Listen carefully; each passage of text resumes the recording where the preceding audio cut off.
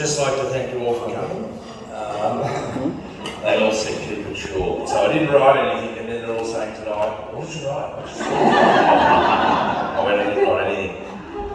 I'd just like to welcome Alex to the family, which is a bit strange because she's been around that long. We used to know her family.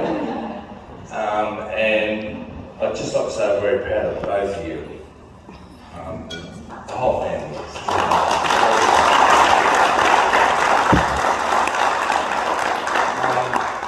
And I'm sure that's about it. Thank you very much.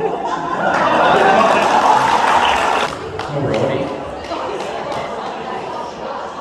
Now, it's time to introduce a beautiful lady who's been a wonderful mother figure for not just the sons, but the boys on our table, for all of us through our later teenage years and, I hate to say it, later 20 years. We were talking about the other day, Jake said, we'll probably owe Paula about $8,000 worth of groceries. I'll probably owe Paula probably $5,000 worth in hotel fees for every night I've slept there. And Damien probably owes about $10,000 for all those times he wasn't there, but it doesn't matter. That's a good one. I haven't forgotten. That's a good one. All right, that's good. She is the operator of Lake Palmora Community Centre for many years. She has been, sorry. We all call your house home. We love coming to your house. I actually miss it. That back room, the amount of shit stories I was able to tell. And none of them believe me. I know you did, but you're like, oh yeah, that's good. The smell's in Alex's bedroom. I'll apologise on behalf of him. And I know a lot about that front fence. I'll apologise on behalf of Jake. Both fences. Ladies and gentlemen, the mother of the groom, the amazingly patient Paula.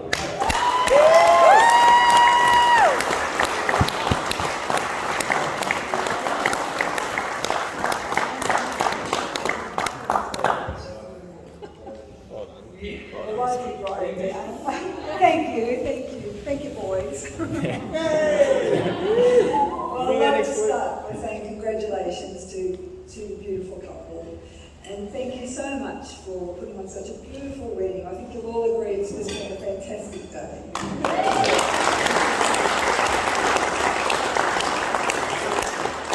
It was hard work getting here. It took a bit of a rocky road getting here, but yeah, you did so well, so thank you. Alex. Alex was always a very gentle, caring, loving little boy. Well, that is until Nick came on the scene, and he wasn't too gentle or caring at all. But Nick, I really believe that that's what's caused you to be, or helped you become such a resilient young man. You know, he was trying to, it was good character building stuff. And I think you've got Alex to thank for that, and I think you should be very grateful. Alex was always a good boy. He never really gave us any trouble. That was probably not a surprise to you. But when your kids start getting older, you kind of lose touch with what's happening in their lives. You know, it's just natural. They sort of leave home and you sort of get a bit out of touch. And, I didn't realise just how out of touch I'd become. It's been brought to my attention recently that my meek, mild little boy apparently struts around town these days, laying down the law everywhere he goes, chases people through the bush, crash tackles people with the ground, screams down the M1 at 200 kilometres an hour. I didn't teach you to drive like that. This is where Tegan asked me to help me here. Sorry, man. I don't know where I went wrong, so I thought I was on the right track. And having said all that though, one thing he has done absolutely right is bringing Tegan into our lives. Tegan, since you've been part of our family, you've brought us so much happiness, laughter and love.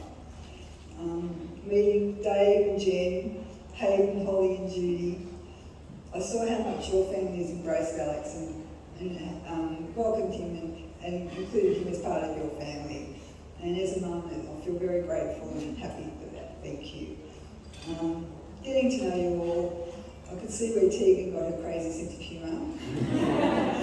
And especially her wonderful attitude to life.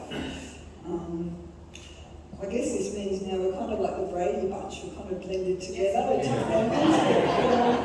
Yeah.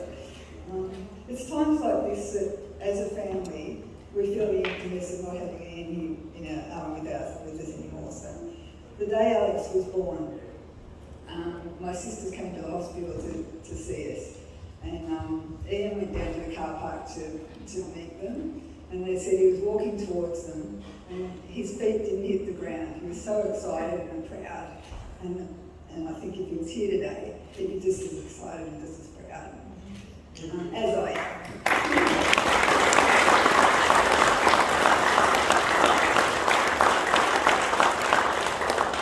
I would have really loved Tegan, and I know he would have had a really good relationship with Dave too. I enjoyed it. Although Alex has lived away, well actually Nick's stolen my material, we really should have checked. He's not mine too. So I'm sorry hearing all this twice, but Alex has lived away from home for a long time now, but I still remember those days. I'd come home from work, the house would be in complete darkness, and I'd walk in, and not unbeknownst to me, I'd be walking into a fully blown nerf war. Blokes jumping out from behind the couches and out of cupboards, bullets flying everywhere. Captain in my own home I was.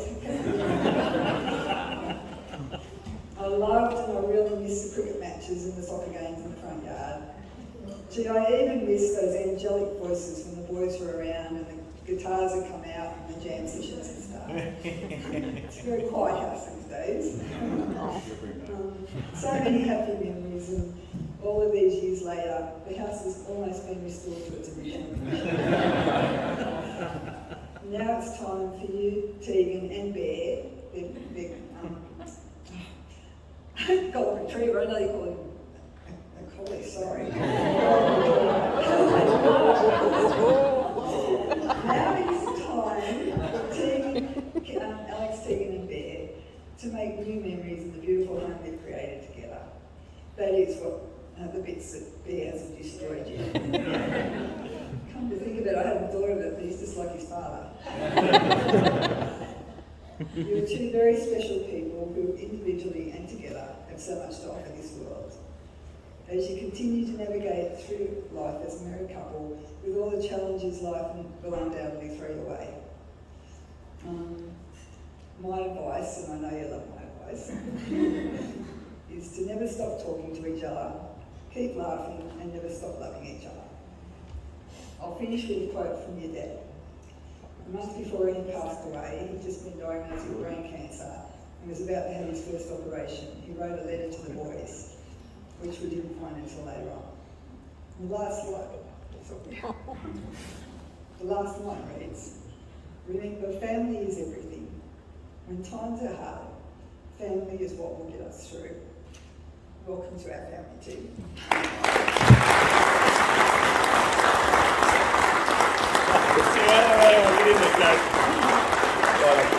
Sorry for the next bit.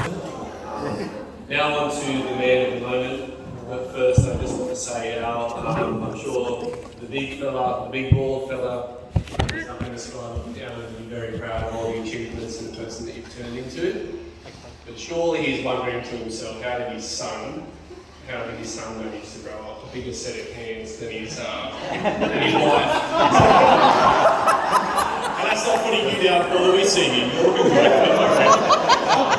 I'm just saying, I imagine that both Tegan and Alex will be doing a nice, sexy, slow reveal of their new red lacy bras tonight. Now, the man of the moment is Alex Ronan.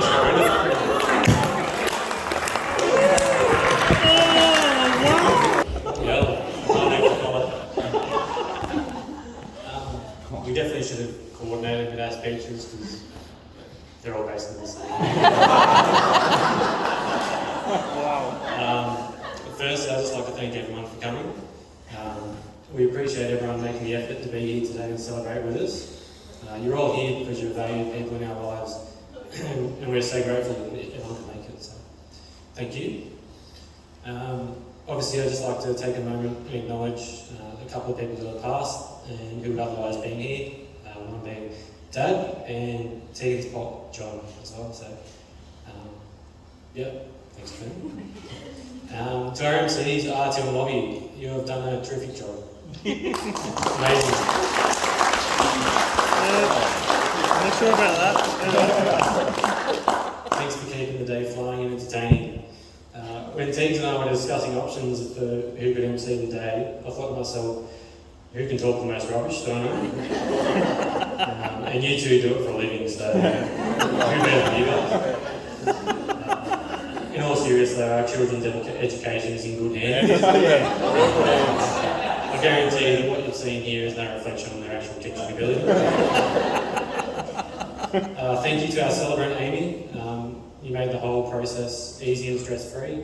I think she's gone now, but someone will tell her. Thanks to Howie. Amazing. So good, man. Thank you so much.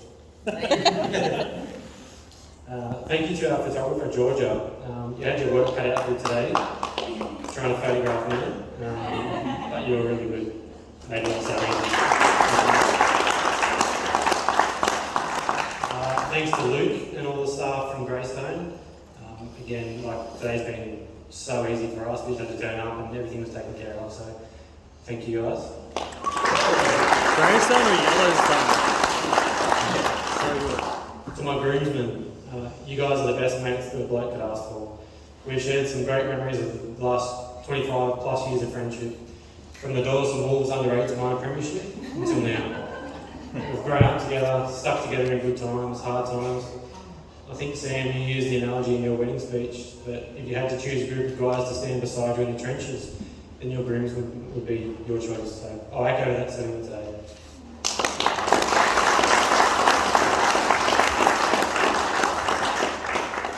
To the beautiful bridesmaids, you all look amazing.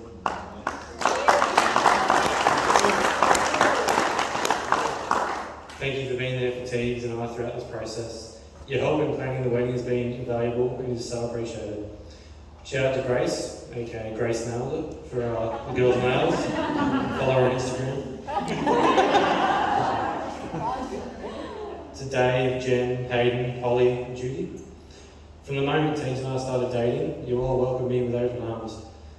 Thank you for everything that you've done, not only in preparation for today, but over the years. From letting us live with you rent-free to save for a house deposit, to giving up your weekends, building retaining walls, and feeding us every Sunday night. Teagues and I are very lucky to have you guys in our lives, and we're very grateful. Thank you.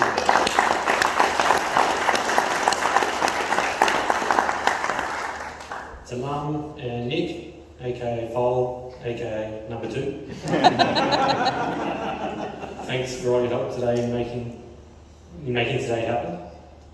Mum, you're the kindest and most caring person that I know. You and Dad raised us boys into the men that we are today, and you put up with a lot from us growing up, which has obviously been discussed by a few people. Mainly damage from soccer balls and cricket balls. I think the count is actually 2 colourblind fences, 17 roof tiles, 3 outdoor lights, 2 coats of house paint, and a rear view mirror for a 1997 Hyundai accident. There's a couple of other boxes in there too. So I will pay you back one day. Although all the damage combined doesn't come close to you almost knocking down half of the house by reversing into the garage pillar. But thank you guys. To my bride, from the moment you handed me your handbag at the Budgie pub and said, "Here, hold this, you don't get used to it," I knew we'd end up getting married. And that's not true at all. I slid into your DMs and asked you out on a date, and you said you were busy with uni exams and you'd get back to me. I thought to myself, well, at least you let me down easy. Much to my delight, you eventually got back to me and suggested a first date at the Doilo RSL, the finest cuisine of all the bistros in the northern end of the Central Coast. You had a plate of steamed veggies, and I had a steak with all the trimmings. You're lucky that I stuck around after seeing how high maintenance you were.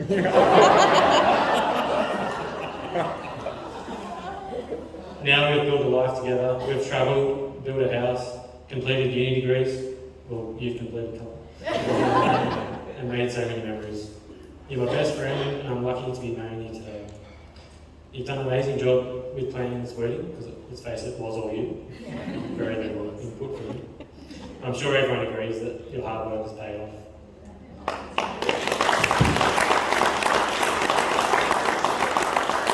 I can't wait for the next chapter of our lives.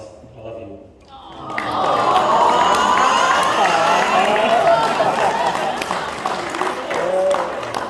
Thank you again, everyone. Enjoy the rest of the night. And please don't watch our first dance because it will be even more awkward than our kiss this afternoon.